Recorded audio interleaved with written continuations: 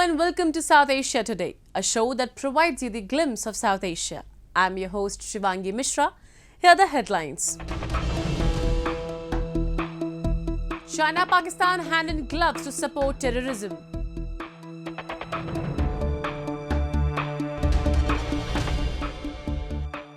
Minorities continue to face persecution in Bangladesh.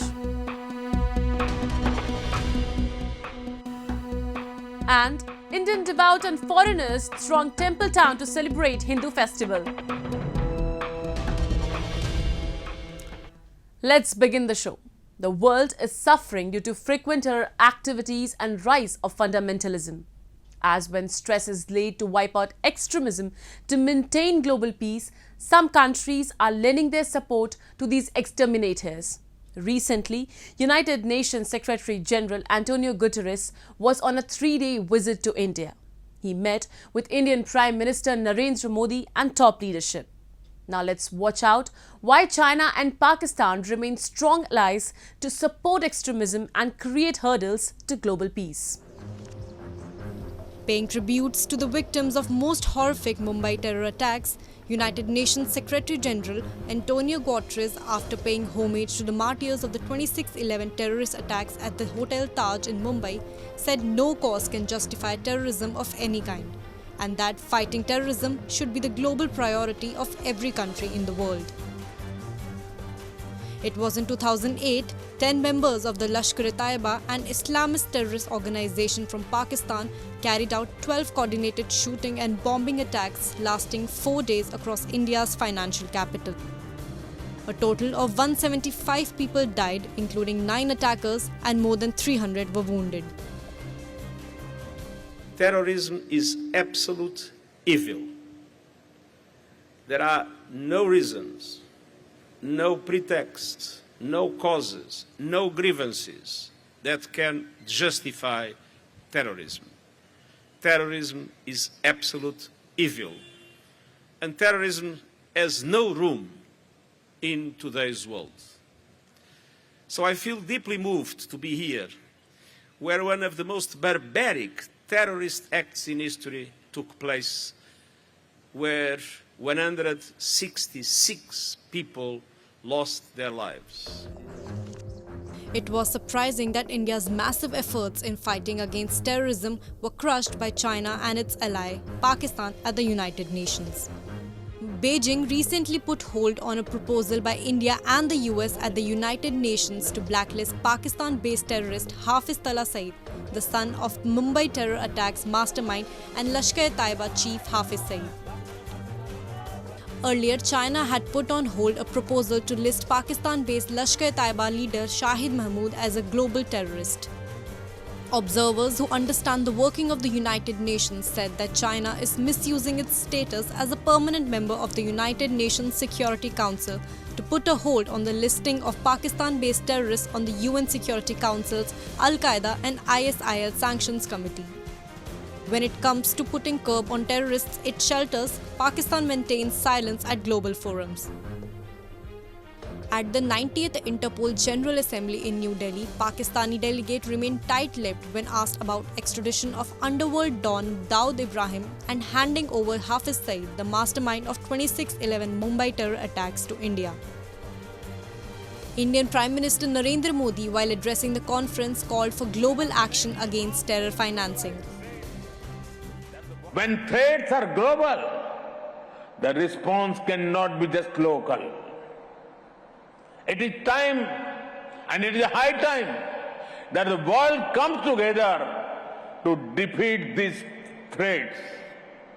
Friends, India has been combating transnational terrorism for several decades, long before the world woke. Up to it, we knew the price of safety and security. Pakistan remains the breeding ground of dozens of terrorist outfits including the Taliban, Al-Qaeda, Jaish-e-Mohammed and Lashkar-e-Jhangvi. At various international platforms, be it United Nations or Financial Action Task Force, Pakistan praises its own efforts about measures taken to eliminate terrorism.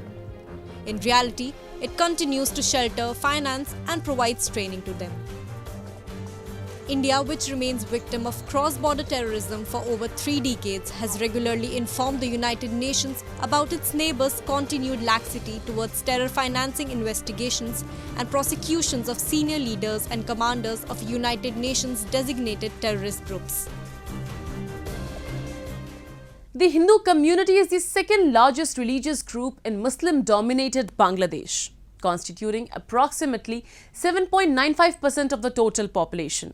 In recent years, the minority Hindus have been facing persecution at the hands of hardline Islamists in the country, despite assurances of safety and protection from Bangladesh's Prime Minister Sheikh Hasina.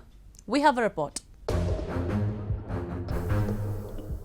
This demolished Hindu temple in Bangladesh's Kumilla district is yet another illustration of festering extremism and intolerance against minorities in the country.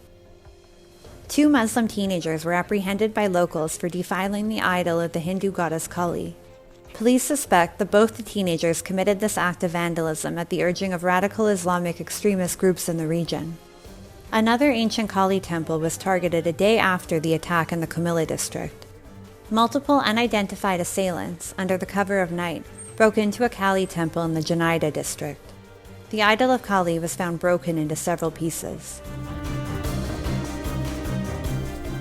Kali মন্দির যেটি রাতের অন্ধকারে কে বা কারা এটিকে ভাঙচুর করে তার মাথা দূর রাস্তায় নিয়ে গিয়ে অন্তত মন্দির থেকে 200 গজ দূরে রাস্তার উপরে রাখছে, যেটা আমরা যারা সনাতন ধর্মাবলম্বী আছি তাদের হৃদয়কে অত্যন্ত ব্যথিত করেছে। বাংলাদেশ প্রধানমন্ত্রীর কাছে আমাদের বিনীত আবেদন, এই ন্যাক্কারজনক ঘটনার সুষ্ঠু তদন্ত সাপেক্ষে এবং বিচার বিভাগীয় একটা বিচার করার জন্য আমি করুণ আকুতি জানাচ্ছি। These 2 incidents are the latest in a string of attacks on the minority Hindu community and their places of worship last year after a fake news story of the desecration of the Islamic holy book, the Quran, in a Hindu puja pandal spread in the Kumilla district. More than 100 Hindu temples, festival locations, businesses, and houses were reportedly attacked after the incident, and there were 7 fatalities. Fake news traveled fast, and the after effects were all too real for these minorities in Bangladesh. The Hindu community has not been the only minority group in the country to be under threat either. A Buddhist monastery in the southwest part of the nation was also burned down. Furthermore, in October last year, a violent Muslim mob also attacked an International Society for Krishna Consciousness, ISKCON temple, in the country's Noakhali region. Riches were stolen and the temple was desecrated. In March this year, another ISKCON-affiliated Rashikanta Jeev temple was also vandalized by a mob. In Bangladesh, radical Muslim groups have been allowed to grow unchecked, resulting in a continuously simmering deep-seated anti-Hindu sentiment. As was seen in the wake of the spread of the false story about the desecration of the Quran in a Hindu prayer area, the slightest provocation, real or imagined, is enough to bring anti-Hindu sentiment to a boil. The United Nations has rebuked the Bangladeshi government over these attacks and has called for an investigation into the orchestrated crimes against the Hindu minority community. Amnesty International, also noting the pattern of attacks on Hindus, condemned the government, saying that the state had failed in its duty to protect minorities. The world should take account of these atrocities which are being carried out and try to crack down on these kinds of activities in order that the peaceful and the friendly people of Bangladesh could lead a life with dignity, including the minorities. Several independent research groups found that social media was used as an effective tool to spread hatred against minorities in Bangladesh.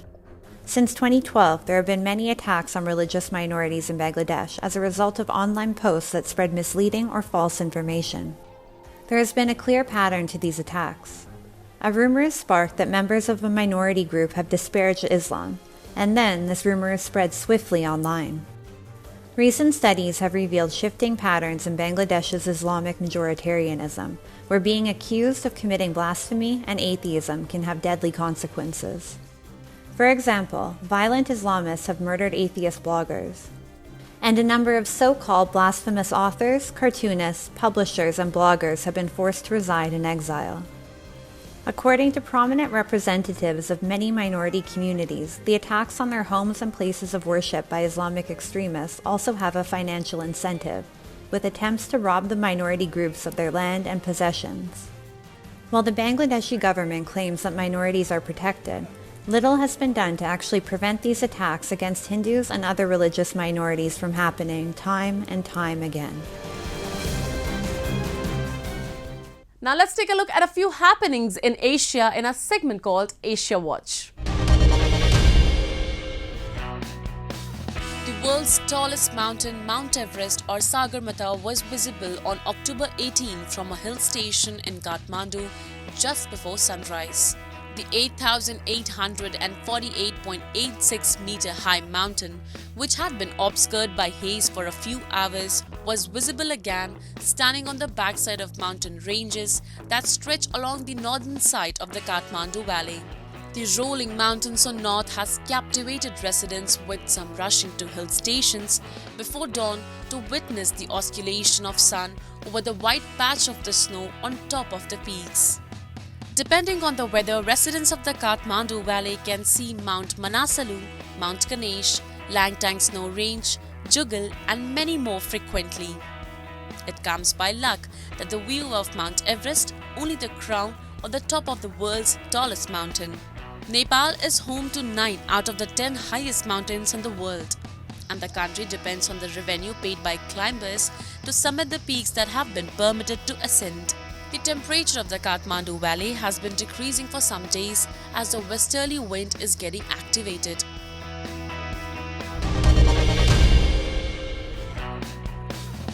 Surrounded by people and stalls at Basra's Cultural and Book Street, Al-Farhidi, Iraqi engineer and artist Ghassan Muhammad Ali, entertains passers-by as he paints portraits with his finger.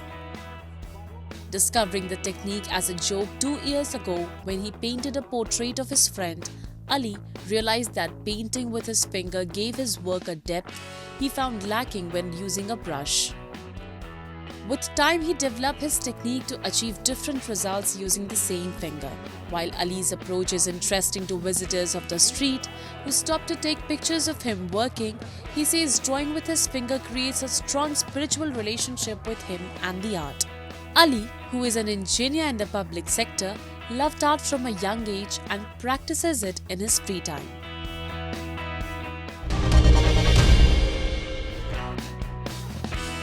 With tourism coming to a standstill during the pandemic, Japan's tourism industry was no exception.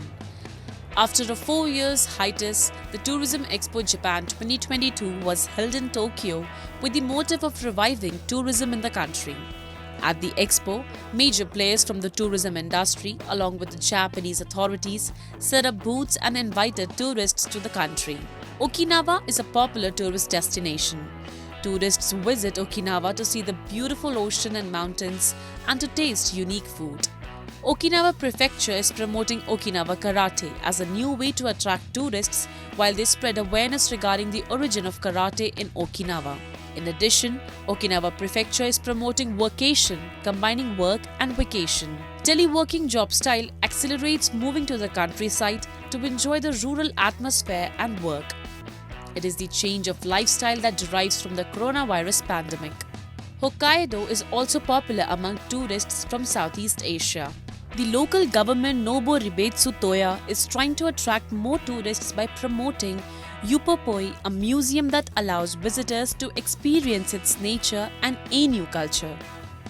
The Ainu have a long history of living in Hokkaido.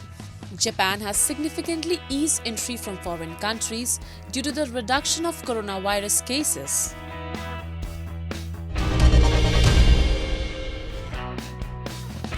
Japan's coffee culture is very popular throughout the world. To promote the same, the Skaj World Specialty Coffee Conference and Exhibition 2022 was held in Tokyo. It is Asia's largest coffee trade fair. The theme of the conference was "Come join the specialty coffee community." Different high-quality coffee beans along with the state-of-the-art machines from around the world were displayed there. In Japanese history, many immigrants immigrated to Brazil, a coffee-producing country in the world. Japanese Brazilians have contributed to and created the deep coffee culture of Japan today.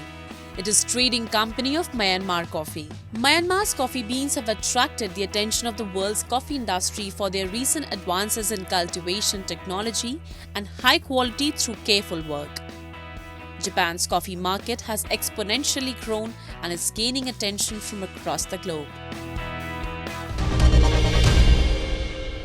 Importers and exporters in illegally occupied Gilgit-Baltistan are protesting against the exploitation they are facing due to tax hikes for the imports on the ports.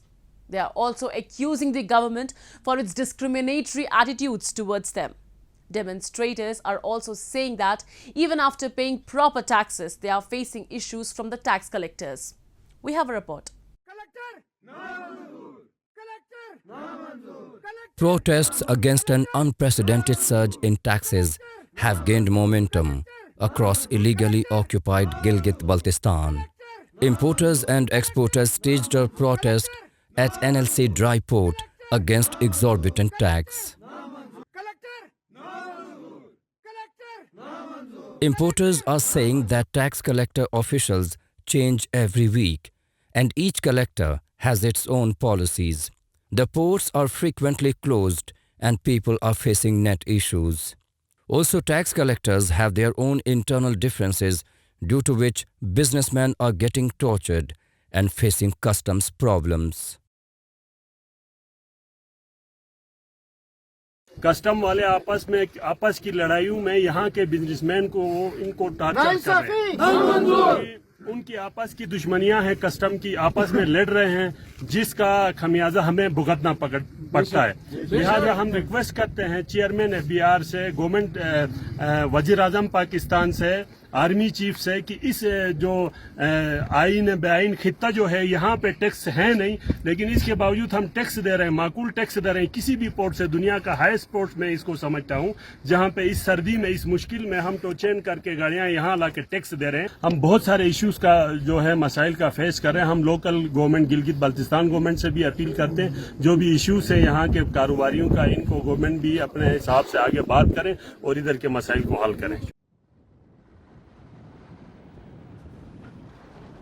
People in the illegally occupied Gilgit-Baltistan are repeatedly subjected to discrimination where they are made to pay a significantly more tax for the goods that are being imported on the port as compared to ports in other provinces of Pakistan.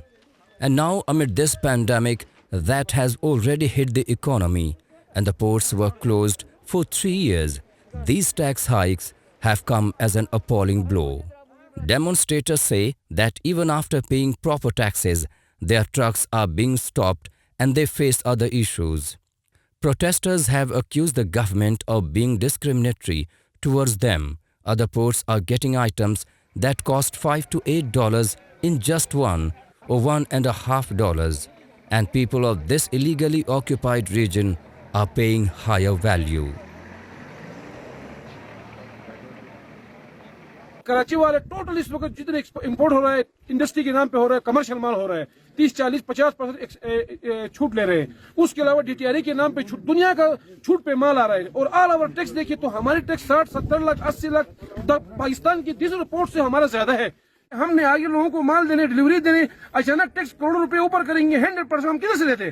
तमाम ports में हो रहा है पाकिस्तान की। तो sir अगर value में जो वैल्यू हम दे रहे हैं यहाँ, जो पक्की रूलिंग लग रही है, तब दूसरे पोर्ट्स में हमारे पास प्रूफ है। $5 $8 का जो आइटम $1.5 $1 में हो रहा है, 45 सेंट में हो रहा है। उसके बावजूद तमाम कानून लागू करते हैं, लेकिन एक पॉलिसी की चल रही, दिन ब दिन ये पॉलिसी तब्दील पता नहीं कभी प्रॉपर टैक्स हम दे रहे थे। तो ये तकरीबन एक हफ्ता जो नया कलेक्टर आ गया है यहाँ पे, इसके बाद यहाँ दिन आए, कभी गाड़ियाँ रुक जाती हैं, कभी टैक्स का इशू होता है, कभी 100% होता है। 100% आज तक किसी पोर्ट, पाकिस्तान के किसी पोर्ट पे भी नहीं हुआ है। पिशावर में इस वक्त 20 लाख 25 लाख में कंटेनर निकलता है, जबकि इधर हम 70 लाख 80 लाख कंटेनर का टैक्स दे रहे हैं। तो ये हमारे साथ ज्यादती हो रही। 3 साल कोरोना की वजह से बंद हो गया, अभी बड़ी मुश्किल से ये खुल गया था। ये फिर यहाँ पे ये टैक्स का ये इशू आ गए। Importers in Gilgit-Baltistan give huge revenues to the government, but still they face atrocities from the government. But this time, importers and exporters say that they will not be fazed by the government's devious plans and will continue to protest against the immoral tax policies. Now it's time for our cultural section of the show, where the special prayers offered by devotees from across the world to celebrate the festival of Deepdan in Mathura city of Uttar Pradesh. Celebrated during the Kartik month, prayers were offered to Lord Krishna. Have a look.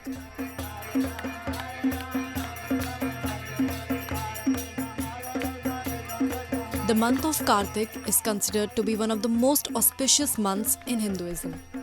Coinciding with the Gregorian months of October and November, major Hindu festivals are celebrated during this time. It is believed in Hinduism that worshipping Lord Vishnu and his avatars during this month bestows blessings. With the onset of this pious month, Krishna devotees from not just India but around the world started thronging Krishna temples in Mathura city of Uttar Pradesh to celebrate the festival of Deepdan, that is lighting of lamps to honor the deity. इसी महीना special चल रहा है, कार्तिक का month है। इसी month को दामोदर मास भी कहा जाता है